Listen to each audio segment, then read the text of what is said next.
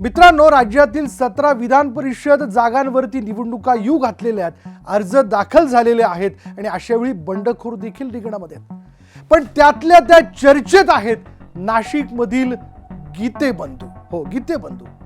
ते का चर्चेत आहेत? त्यांनी कोणाला घाम फोडलाय? का ते माघार घेत नाहीयेत?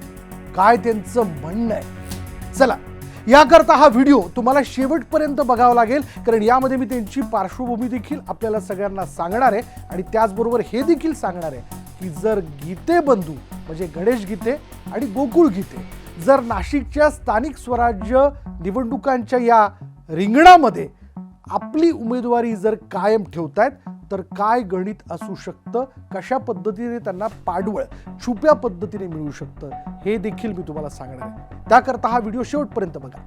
चला, नाशिकमधील राजकीय वर्तुळात गणेश गीते आणि गोकुळ गीते हे दोघे बंधू सध्या अत्यंत चर्चेत आहेत. नाशिकच्या स्थानिक राजकारणात विशेषतः महानगरपालिका आणि जिल्ह्यातील राजकीय समीकरणांमध्ये या दोन्ही बंधूंची महत्त्वाची भूमिका राहिलेली आहे आणि त्याचबद्दल सविस्तर माहिती आता आपण जाणून घेऊ. पहिले तर राजकीय पार्श्वभूमी आणि त्यांची ओळख काय. गीते बंधू हे मूळचे नाशिकचे रहिवासी आहेत.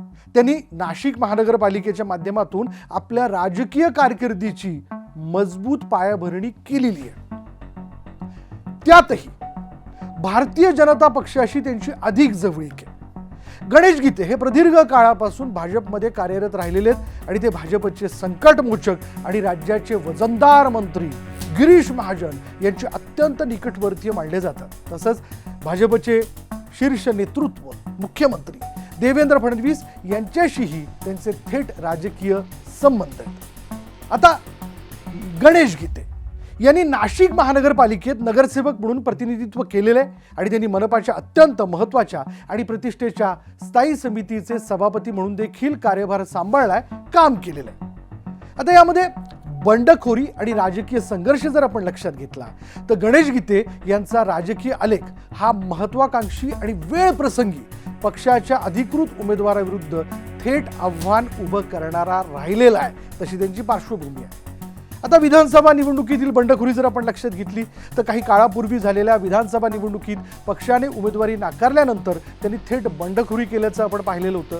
त्यांनी राष्ट्रवादी काँग्रेस पक्षाच्या बॅनरखाली अधिकृत उमेदवाराविरुद्ध निवडणूक लढवली होती आणि त्यात त्यांना यश आलं नाही, त्यांचा पराभव झाला. आता या बंडखोरीनंतर त्यांनी पुन्हा राष्ट्रवादी काँग्रेस शरदचंद्र पवार पक्षातनं स्वगृही परतण्याचा निर्णय घेतला, म्हणजे भाजपमध्ये परतण्याचा निर्णय घेतला आणि भाजपमध्ये त्यांचा जाहीर प्रवेश झाला. आता या सगळ्या याच्यात प्रत्येक राजकारण्याचं त्या त्या शहरात त्या त्या जिल्ह्यात आपलं स्वतःचं राजकीय वर्तुळात एक प्रबळ नेटवर्क असतं. यामध्ये गणेश गीतेंचं नगरसेवकांचं म्हणजे स्वतःच्या पक्षातले असतील, इतर पक्षांमधले असतील, त्यांना एक मजबूत पाठबळ असल्याचं देखील कळतं. नाशिक शहरातील माजी नगरसेवकांमध्ये त्यांचं मोठं वलय.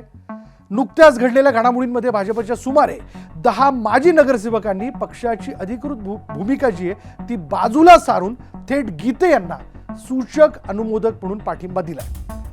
आता यामध्ये ही जी काही विधान परिषदेची निवडणूक पार पडते त्यात नाशिक स्थानिक स्वराज्य संस्था विधान परिषद निवडणुकीत गीते बंधू पुन्हा एकदा संपूर्ण महाराष्ट्राच्या राजकीय पटलावरती केंद्रस्थानी आलेले आहेत. याचं कारण आहे त्यांनी केलेली बंडखोरी. गीते बंधूंच्या या बंडखोरीमुळे महायुतीत मोठा पेच निर्माण झाला. महायुतीच्या जागावाटपाच्या सूत्रानुसार नाशिकची ही जागा शिवसेना पक्षाला सुटलेली आहे आणि तिथून नरेंद्र दराडे हे महायुतीचे अधिकृत उमेदवार आहेत. मात्र जागा शिवसेनेला सुटलेली असतानाही गणेश गीते यांनी भाजपमधून आणि नंतर अपक्ष म्हणून आपला उमेदवारी अर्ज दाखल करत थेट शड्डू ठोकला. आता गोकुळ गीते हे देखील त्यांच्या पाठीमागे आले आणि त्यांनी देखील आपला उमेदवारी अर्ज जो आहे तो दाखल केलेला आहे. पण आता गोकुळ गीते न्यूज 18 मराठीशी ज्या आत्मविश्वासाने बोलतात त्यात त्यांनी दावा केलाय की विरोधकांचा त्यांना छुपा पाठिंबा आहे. गणेश गीते आणि बंधू गोकुळ गीते यांनी या प्रक्रियेमध्ये म्हणजे या निवडणुकीच्या प्रक्रियेमध्ये अर्ज दाखल केल्याचं आपण बघतोय. विशेष म्हणजे महायुतीमधील हा अंतर्गत वाद पाहून विरोधी पक्षांनी म्हणजे महाविकास आघाडीने गोकुळ गीते यांना पाठिंबा देण्याची तयारी दर्शवलेली आहे. आता त्यामुळे शिवसेनेच्या उमेदवारापुढे आणि पर्यायाने महायुतीसमोर मोठा पेच प्रसंग निर्माण झाला आहे. आता हे सगळं होत असताना पक्षांतर्गत कारवाईचा इशारा देखील यांना देण्यात आलाय. भाजपचे नाशिक शहराध्यक्ष सुनील केदार आणि पक्षश्रेष्ठींनी गणेश गीते यांना बंडखोरी मागे घेण्याचे आदेश दिले. पक्षविरोधी कारवाई केल्यास त्यांच्यावर आणि त्यांना पाठिंबा देणाऱ्या 10 नगरसेवकांवर निलंबनाची कडक कारवाई करण्याचा इशारा देखील भाजपने दिलाय. आता परिस्थिती नियंत्रणात आणण्यासाठी महायुतीचे नेते आणि मंत्री उदय सामंत यांनी तातडीमध्ये नाशिकमध्ये धाव घेतली आणि तिथे ते सध्या मुक्काम ठोकून आहेत. थोडक्यात सांगायचं तर नाशिकच्या राजकारणात गणेश आणि गोकुळ गीते हे कोणत्याही पक्षाच्या अधिकृत चौकटीला आव्हान देऊन स्वतःचं स्वतंत्र राजकीय अस्तित्व निर्माण करण्याची क्षमता ठेवणारे आणि स्थानिक नगरसेवकांवर मजबूत पकड असणारे नेते म्हणून ओळखले जातात. ही त्यांची आहे एकूण पार्श्वभूमी. आता हे जाणून घेऊ की या सगळ्या याच्यात जर आपली उमेदवारी दोघांपैकी एकही जण जर कायम ठेवतोय तर काय घडू शकतं. नाशिक स्थानिक स्वराज्य संस्था विधान परिषद निवडणुकीत महाविकास आघाडीने स्वतःचा अधिकृत उमेदवार रिंगणात उतरवलेला नाही. अशा परिस्थितीत महाविकास आघाडीच्या नगरसेवकांनी आणि लोकप्रतिनिधींची मतं कोणाच्या पारड्यात जाणार याविषयी नाशिकच्या राजकीय वर्तुळात अतिशय रंजक आणि रणनीतिक गणितं मांडली जातात, म्हणजे राजनैतिक गणितं मांडली जातात. महाविकास आघाडीच्या मतांचं गणित प्रामुख्याने 2 पर्यायांभोवती फिरतं. 2 पर्याय. आता हे 2 पर्याय कुठले? कुठले म्हणजे काय? गोकुळ गीते आणि गणेश गीते. आता यंदा जर या नगरसेवकांचा म्हणजे कोणाच्या महाविकास आघाडीच्या नगरसेवकांचा जर छुपा पाठिंबा मिळाला, छुपा पाठिंबा. बघा, महाविकास आघाडीची रणनीती ही महायुतीचे अधिकृत उमेदवार आणि शिवसेनेचे नेते नरेंद्र दराडे यांना रोखणं ही आहे. काही झालं तरी चालेल, पण महायुतीचा उमेदवार निवडून यायला नको यासाठी महायुतीतील अंतर्गत बंडखोरीचा फायदा घेण्याचं महाविकास आघाडीने निश्चित केलंय. बंडखोरांना रसद देखील पुरवल्या जाऊ शकते. गणेश गीते किंवा गोकुळ गीते यांनी महायुतीचे थेट आदेश झुगारून बंडखोरी कायम ठेवली आहे. महाविकास आघाडीच्या नेत्यांनी विशेषतः शिवसेना उद्धव बाळासाहेब ठाकरे, राष्ट्रवादी काँग्रेस शरदचंद्र पवार पक्ष, गीते बंधूंपैकी एकाला देखील जर छुप समर्थन देण्याची तयारी दर्शवली तर गणित हे वेगळ्या पद्धतीचं असू शकतं. विरोधी मतांचं ध्रुवीकरण यावरती नेमकं या नाशिकच्या स्थानिक स्वराज्य संस्थेच्या निवडणुकीच्या जागेवरती कोण जिंकणार हे सगळं अवलंबून आहे. महाविकास आघाडीची स्वतःची मतं अधिक गीते बंधूंना मांडणारा भाजपचा नाराज गट एकत्र आल्यास नरेंद्र दराडे यांच्यासाठी ही निवडणूक अत्यंत कठीण होऊ शकते. त्यामुळे महाविकास आघाडीची बहुतांश मतं गीते बंधूंच्या पारड्यात जाण्याची दाट शक्यता आहे.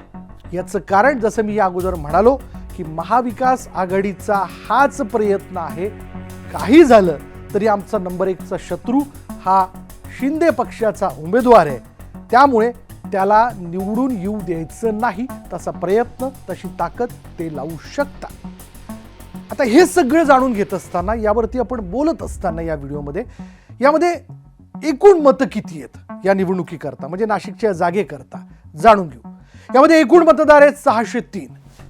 भाजपचे आहेत 186, शिवसेनेचे आहेत 161, राष्ट्रवादी काँग्रेस अजित पवार गट 107, शिवसेना उभाटाचे आहेत 46, राष्ट्रवादी शरद पवार पक्षाचे 3, काँग्रेसचे 9 आणि इतर अपक्ष छोटी मोठी जी काही इतर मंडळी आहेत, मतदार नगरसेवक आहेत, त्या आहेत 91. यात पुन्हा एकदा सांगतो की शिवसेना उभाटाचे 46, राष्ट्रवादी काँग्रेस शरदचंद्र पवार गट 3, काँग्रेस 9 आणि इतर 91.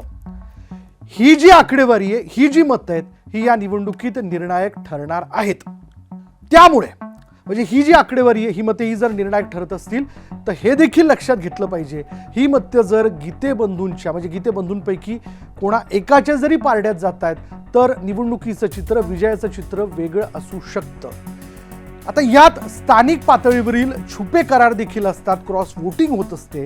स्थानिक स्वराज्य संस्थांच्या निवडणुकीत पक्षादेशापेक्षा स्थानिक नेत्यांचे वैयक्तिक संबंध, तुमचे आमचे संबंध, व्यावसायिक हितसंबंध आणि भविष्यातील महानगरपालिका निवडणुकीची समीकरणं जास्त महत्त्वाची ठरतात. यात बऱ्याच वेळेस वैयक्तिक संबंधांवरती मतदान केलं जातं. आपण हे देखील लक्षात घेतलं पाहिजे की महायुतीचे उमेदवार नरेंद्र दराडे, जे खरं तर येवल्यातले एक मोठे शिक्षण संस्थेचे प्रमुख मानले जातात, व्यावसायिक म्हणून त्यांची ओळख आहे, ह्या व्यक्तीच्या बाजूने देखील काही सकारात्मक गोष्टी आहेत का? तर नाशिक आणि मालेगाव परिसरातील महाविकास आघाडीच्या, विशेषतः काँग्रेस आणि राष्ट्रवादीच्या काही नगरसेवकांचे नरेंद्र दराडे यांच्याशीही जुने कौटुंबिक आणि राजकीय संबंध आहेत. त्यामुळे महाविकास आघाडीची काही मतं दराडे यांच्याकडे देखील वळू शकतात. या निवडणुकीत बघा, दाम करी काम असं म्हणत असताना सगळीच कामं काही दाम देऊन होत नसतात. म्हणजे असं असतं की पैसे दिले आणि मग मत मिळालं असंही नसतं, काही छुपे करार देखील केले जातात. म्हणजे या निवडणुकीत बघा, मोठ्या प्रमाणावर हॉर्स ट्रेडिंग म्हणजेच आमदारांची किंवा नगरसेवकांची खरेदी विक्री आणि गुप्त करार देखील चालतात. त्यामुळे पक्षाची अधिकृत भूमिका काही असली तरी ऐनवेळी महाविकास आघाडीचे काही नगरसेवक वैयक्तिक फायद्यासाठी महायुतीच्या उमेदवाराला म्हणजेच नरेंद्र दराडे यांना मतदान करण्याची शक्यता नाकारता येत नाही. याचं कारण असं आहे, जिथं सत्ता तिथं कामं देखील झटपट होतात, आपलं म्हणणं ऐकलं जातं.